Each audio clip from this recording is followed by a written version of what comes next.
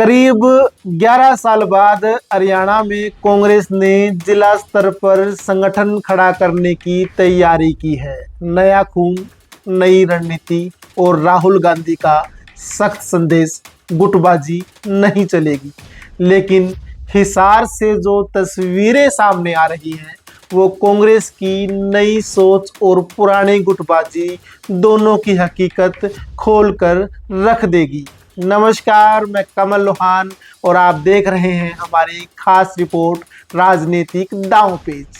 हिसार में कांग्रेस जिला अध्यक्ष पद के लिए ग्रामीण क्षेत्र से 95 आवेदन और शहरी सीट के लिए 15 दावेदार सामने आए हैं। हाँ, आपने सही चुना, 2 पद और 110 नेता। विधानसभा की टिकट के लिए भी दर्जनों उम्मीदवारों ने अपना दावा ठोका था। उसके बाद शुरू हुआ था गुटबाजी का खेल। शैलजा सपोर्टर अपने आप को सुपीरियर बता रहे थे, वहीं हुड्डा सपोर्टर तो टिकट अपनी जेब में लेकर घूम रहे थे। पिछले रिकॉर्ड देखकर आपको क्या लगता है, हिसार में जिला अध्यक्षों का चुनाव बिना गुटबाजी के हो जाएगा या फिर दोबारा से होगा घमासान? उस पर भी चर्चा करेंगे, पर उससे पहले जान लेते हैं आखिर कौन कौन मैदान में है। शहरी पद के लिए प्रमुख दावेदार हैं बजरंग दास गर्ग, सुमन शर्मा, राहुल मक्कड़, एडवोकेट लाल बहादुर खोवाड़, मुकेश सैनी और अश्वनी शर्मा समेत करीब 15 नाम सामने आए हैं। वहीं अगर ग्रामीण पद के लिए बात करें तो धर्मवीर गोयत, कृष्ण सातरोड, नारनौल से विधायक जस्सी पेटवाड़, नड़वा से प्रत्याशी रहे अनिल मान और उकलाना से विधायक नरेश सेलवाल समेत करीब 95 नामों की लंबी लिस्ट शामिल है। अब सवाल ये नहीं है कि कौन सबसे योग्य है, सवाल ये है कि किसके पीछे कौन सा गुट है। हुड्डा गुट हो, शैलजा गुट हो, सुरजेवाला या युवा कांग्रेस लॉबी। दिल्ली दरबार तक पैरवी शुरू हो चुकी है। जमीनी योग्यता की बजाय जातिगत जोड़ तोड़ का खेल शुरू हो गया है, जो कहीं ना कहीं पार्टी में अंदरूनी फूट डालेगा और कांग्रेस पार्टी के लोग ही एक दूसरे की टांग खींचना शुरू कर देंगे।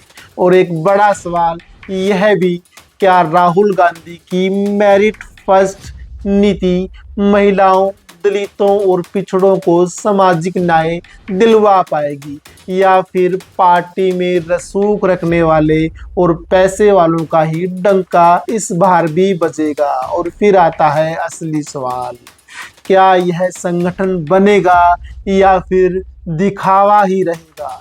कांग्रेस के स्थानीय नेता जो विधानसभा में टिकट की दावेदारी ठोक रहे थे, वो अब ऑफ कैमरा अपनी भड़ास निकाल रहे हैं। बोल रहे हैं प्रक्रिया तो ठीक है, लेकिन अंदर कुछ और ही खेल चल रहा है। जो दिखता है वो होता नहीं। राहुल गांधी की सोच तो ठीक है, पर हरियाणा के कांग्रेसी अपने आप को राहुल गांधी से बड़ा नेता मानते हैं। कांग्रेस के पुराने रिकॉर्ड और वर्तमान हालात को देखते हुए कहा जा सकता है कि कांग्रेस की सबसे बड़ी चुनौती संगठन खड़ा करना नहीं, बल्कि गुटबाज नेताओं को लाइन में लगाना है। हालांकि राहुल गांधी ने साफ शब्दों में कहा है, गुटबाजी पर जीरो टॉलरेंस। अब से कांग्रेस में संगठन गुटों के आधार पर नहीं, योग्यता और कर्मठता के आधार पर चलेगा। राहुल गांधी ने साफ निर्देश दिया है कि गुटबाज नेताओं को जिला अध्यक्ष पद नहीं दिया जाएगा। पार्टी में गुटबाजी अब बर्दाश्त नहीं की जाएगी।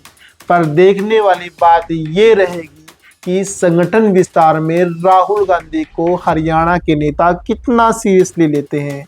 30 जून तक AICC को पैनल भेजा जा चुका है। अब देखना यह है कि 110 दावेदारों में से संगठन का सिपाही कौन निकलता है और गुटबाजी का गारंटर कौन बनता है।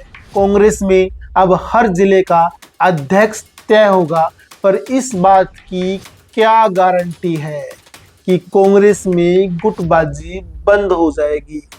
विधानसभा चुनाव के बाद जिस तरीके से कांग्रेसी एक दूसरे पर भित्रघात के आरोप लगा रहे थे, क्या वो अब बंद हो जाएंगे, या फिर पार्टी में चेहरा बदलो या संगठन वही पुराना खेल यूं ही चलता रहेगा। इस पूरे मामले पर आपकी क्या राय है, हमें कमेंट जरूर करें और जुड़े रहें सिटी बिग न्यूज़ के साथ। नमस्कार।